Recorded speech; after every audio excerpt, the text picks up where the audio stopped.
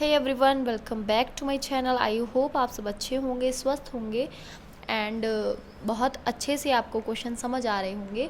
अगर आपको मेरी वीडियोस अच्छी लगती हैं तो मेरे चैनल को सब्सक्राइब कीजिए एंड वीडियो को लाइक कीजिए। हम डिस्कस कर रहे थे आर डी शर्मा बुक के MCQs case studies. Now we are on case study number 41 of R D Sharma book of chapter number 13 surface area and volume. So let's start case study number 41। In 2022 Commonwealth Games, जिसको हम Birmingham 2022 games का है, international level पे हुई थी।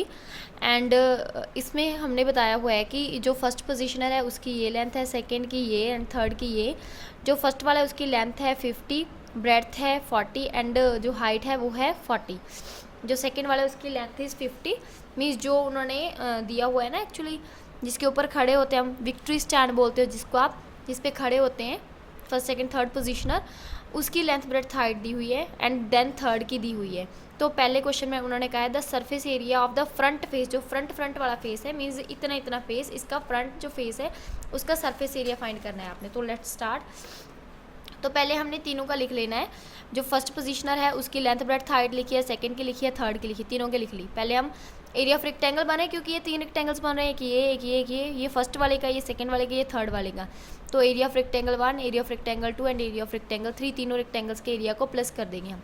तो area of rectangle 1, क्योंकि 50 length है, ब्रेड्थ 40 है, तो 50 मल्टीप्लाई 40, क्योंकि हमारे पास एरिया ऑफ रेक्टेंगल का फॉर्मूला होता है लेंथ मल्टीप्लाई ब्रेड्थ, वो मैंने ऑलरेडी सर्कल किया हुआ है जो फॉर्मूला है। Area of rectangle 2 is 50 multiply, ये भी 24 है, ये 40 नहीं है, 24। And third area of R3 means rectangle 3, मैंने पोजीशन के अकॉर्डिंग ही R1 R2 R3 दिए हुए रेक्टेंगल को नेम, वो इज़ 50 मल्टीप्लाई 12। तो तीनों को प्लस करके हमारे पास आ गया 3800 सेंटीमीटर स्क्वायर। तो एरिया ऑफ फ्रंट फेस कितना आ गया, 3800 सेंटीमीटर स्क्वायर।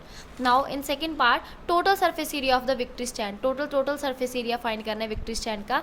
तो वो कैसे आएगा, हमें पता है कि ये तीनों क्या हैं, क्यूबॉइड बने। तो क्यूबॉइड का टोटल सरफेस एरिया क्या होता है हमारे पास, 2 multiply length LB plus BH plus HL, वो हमने तीनों लिख ली। लेंथ ब्रेड्थ हाइट हमें दी हुई थी, तीनों की वैल्यू सब्स्टिट्यूट की, तो हमारे पास आंसर आ गया 25,680 centimetre square. Now third part, volume of the third positioner stand. ये इतना सा थर्ड पोजिशनर स्टैंड है, मीन्स हमने ये दोनों नहीं लेने हैं। तो जो आपका थर्ड पोजिशनर स्टैंड है, ठीक है, उसमें क्या करना है आपने, थर्ड पोजिशनर स्टैंड की लेंथ ब्रेड्थ हाइट लिख ली। Length is 50, breadth is 40 and height is 12, ठीक है, तीनों दिए हुए हैं आपको। तो हमने यहाँ पे L multiply B multiply H किए, 50 मल्टीप्लाई 40 मल्टीप्लाई 12, तो हमारे पास आ गया 24,000 सेंटीमीटर क्यूब। क्योंकि वॉल्यूम है तो formula is right in unit is right in cube, centimetre cube, cubic centimetre, ठीक है।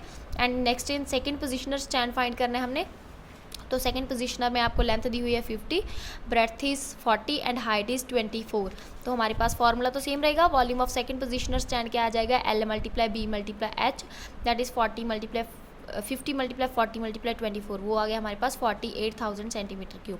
And third one is volume of the first positioner. Volume of first positioner क्या आ जाएगा, L multiply B multiply H, हमारे पास आ गया 80,000 centimetre cube. ये थी हमारी केस स्टडी नंबर 41। इसके साथ ही हमारी ये वाली केस स्टडी कंप्लीट हो गई। अगर फिर भी आपको कोई डाउट आ रहा होगा तो आप कमेंट बॉक्स में मैसेज करके पूछ सकते हो। ये है कंप्लीट केस स्टडी, ठीक है। Thank you so much for watching my video. Thank you so much.